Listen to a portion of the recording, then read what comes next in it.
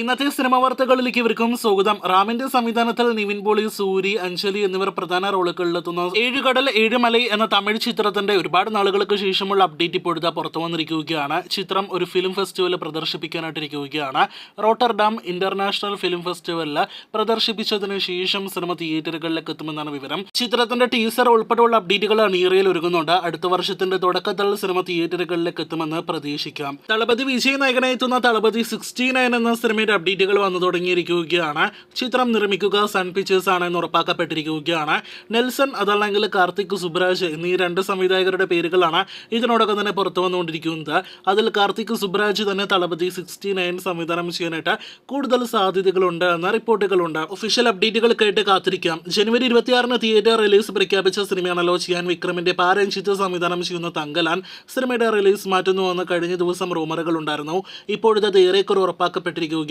വർക്കുകൾ പൂർത്തിയാകാത്തത് കൊണ്ടല്ല സിനിമയുടെ റിലീസ് മാറ്റുന്നത്, മറിച്ച് സിനിമ ഫിലിം ഫെസ്റ്റിവലിലും മറ്റുമെല്ലാം തന്നെ പ്രദർശിപ്പിക്കാനായിട്ട് അണിയറ പ്രവർത്തകർ നീക്കം നടത്തുന്നുവെന്നാണ് വിവരം. തങ്കലാൻ നിർമ്മാതാക്കളായ സ്റ്റുഡിയോ ഗ്രീൻ തന്നെ നിർമ്മിക്കുന്ന മറ്റൊരു വമ്പൻ തമിഴ് സിനിമയാണല്ലോ കങ്കുവ. സൂര്യ നായകനെത്തുന്ന കങ്കുവ എന്ന സിനിമയുടെ റിലീസും തങ്കലാന്റെ റിലീസ് മാറ്റത്തോടെ മാറാനുള്ള സാധ്യതകളുണ്ട് എന്ന റൂമറുകൾ വരുന്നുണ്ടെങ്കിൽ പോലും ചിത്രം ഇപ്പോഴും 2024 ഏപ്രിൽ മാസം തിയേറ്ററുകളിലേക്ക് എത്താൻ തന്നെയാണ് പ്ലാൻ ചെയ്യുന്നത്. അതേസമയം തങ്കലാൻ ജനുവരിയിൽ നിന്നും ജൂൺ മാസം തിയേറ്ററുകളിൽ റിലീസ് ചെയ്യാനായിട്ട് പ്ലാൻ ചെയ്യുന്നു. ഈ ക്രിസ്മസ് ന്യൂ ഇയർ പ്രമാണിച്ച് രണ്ട് സിനിമകളുടെയും അടുത്ത ഒഫീഷ്യൽ അപ്ഡേറ്റുകൾ നാം പ്രതീക്ഷിക്കുന്നുണ്ട്. സ്റ്റുഡിയോ ഗ്രീന്റെ അപ്ഡേറ്റുകൾ കേട്ട് കാത്തിരിക്കാം. നിവിന്റെ മിഗായൽ എന്ന സിനിമയിൽ ഒരു കഥാപാത്രമാണല്ലോ മാർക്കോ ജൂനിയർ എന്ന ഒരു കഥാപാത്രത്തെ ആസ്പദമാക്കിയ ഒരു സിനിമ വരുന്നുവെന്ന് ഇതിനോടകം തന്നെ ഒഫീഷ്യൽ പ്രഖ്യാപനം വന്നതാണ്.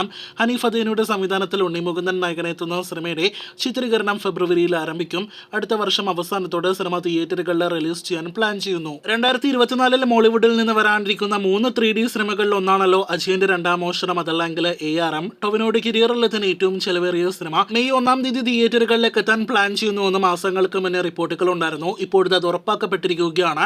2024 മെയ് 1 ബുധനാഴ്ച ദിവസമായിരിക്കും ടൊവിനോയുടെ മിസ്റ്ററി ത്രില്ലർ വിഭാഗത്തിൽപ്പെടുന്ന സിനിമ തിയേറ്ററുകളിലേക്ക് എത്തുക. മലയാളത്തിലെ അടുത്ത ബിഗ് ബഡ്ജറ്റ് സിനിമകളിൽ ഒന്നാണ് ലാലേട്ടിന്റെ റാമിന്റെ ആദ്യ ഭാഗത്തിന്റെയും രണ്ടാം ഭാഗത്തിന്റെയും അവശേഷിക്കുന്ന ഷൂട്ടിങ്ങിനെ കുറിച്ചുള്ള അപ്ഡേറ്റ് കഴിഞ്ഞ ദിവസം ജിത്തു ജോസഫ് അദ്ദേഹത്തിന്റെ ട്വിറ്റർ സ്പേസിൽ അറിയിച്ചിരിക്കുകയാണ്. 80% ഷൂട്ടിങ്ങും റാമിന്റെ ആദ്യ 2 ഭാഗങ്ങളുടേതായിട്ട് പൂർത്തിയായെന്നും ഇനി 20% ഷൂട്ടിംഗ് ആണ് ബാക്കിയുള്ളത് എന്നും 10% വീതം 2 ഭാഗങ്ങളിലായിട്ട് ഷൂട്ടിംഗ് ബാക്കിയുണ്ട് എന്നാണ് ജിത്തു ജോസഫ് അറിയിച്ചിരിക്കുന്നത്. 50% ചിത്രീകരണം ബാക്കിയുള്ള സിനിമ നിലവിൽ ഒരു ക്രൈസിസ് ഫേസ് ചെയ്യുന്നുണ്ടെങ്കിൽ പോലും സിനിമയുടെ ചിത്രീകരണം ഉടൻ ആരംഭിക്കാനായിട്ട് കഴിയുമെന്നാണ് പ്രതീക്ഷിക്കുന്നത്. റാമിന്റെ ആദ്യ ഭാഗം അടുത്ത വർഷം അവസാനത്തോടെയെങ്കിലും തിയേറ്ററുകളിലേക്ക് എത്തുമെന്ന് പ്രതീക്ഷിക്കാം. കാത്തിരിക്കാം ലാലേട്ടിന്റെ ജിത്തു ജോസഫ് സിനിമ കൂടെ റാമിനായിട്ട്.